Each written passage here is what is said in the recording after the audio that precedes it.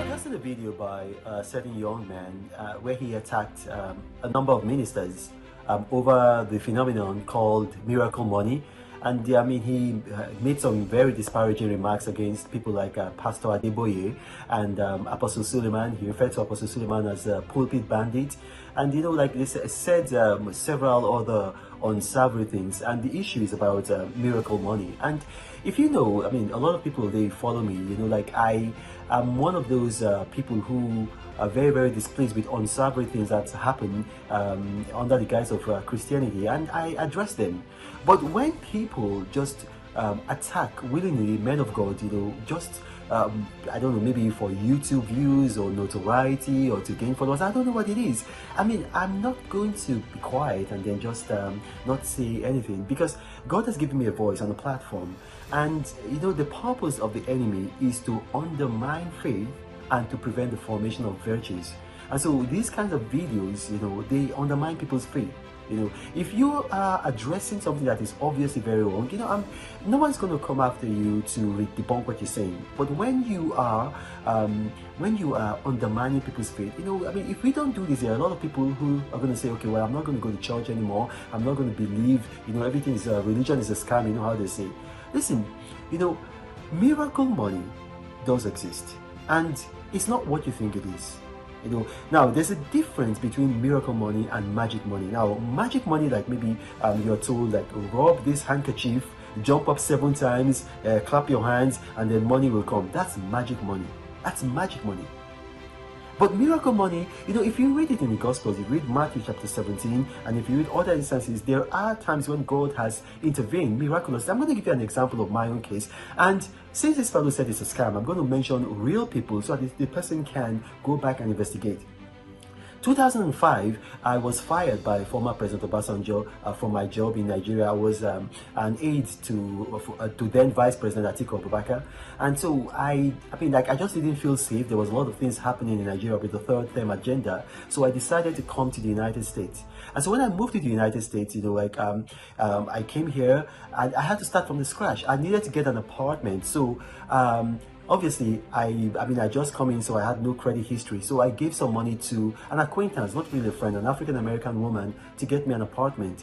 And she spent the money. The money just went boom, you know. And then also I was duped in the process of trying to get myself established. So I just went from having a lot of money to having no money at all. And I was really desperate. And so I got to my knees and I prayed. And then a gentleman, you know, by name Sheyi Afe, Adeshe Afe, he lives in Maryland.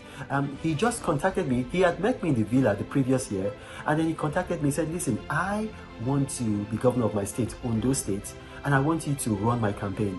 And you know, when you are broke, there's some kind of, I mean, I don't know what I'll call it, courage that comes with being broke. So I sent the guy an email, and I've given this testimony before in the past. I sent him an email. I said, listen, you know, if you are serious, you know, just put $1,000 down payment, you know.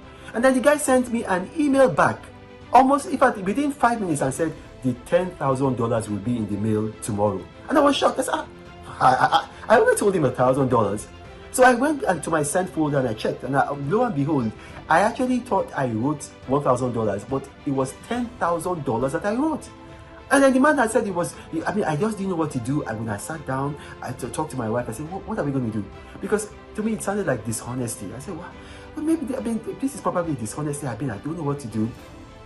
I called the man. I said, well, Chief Afe, you know what, there's kind of been like a mistake, you know, like, I actually meant $1,000. In fact, even the $1,000, I thought you were not going to pay. And the man said, it has come out of your mouth. I'm trying to talk like him. It has come out of your mouth. Just take it. $10,000 just entered my pocket, solved my financial problems. This man is the Adesheye Afe, not Adesheye, sorry, Adesheye Afe. His wife's name is Feyi Adeyemi. They are both on, I believe they are both on Facebook, and you can contact them. You know, they live in the Maryland area. You know, I mean, they are well known. They are very, very wealthy. The man was a gubernatorial contestant in 2007 under the AC, then it was called Action Congress, which later became Action Congress of Nigeria, which is one of the legacy parties that formed the APC. He's alive. You can verify what I've just said from this man. Now, what is that? Is that not miracle money? That's miracle money. God meeting you at the point of your need. Miracle money is real. Now, God does not reward laziness. I went back because I hadn't watched the video that this man who did this video was criticizing. So I went back and I watched the video.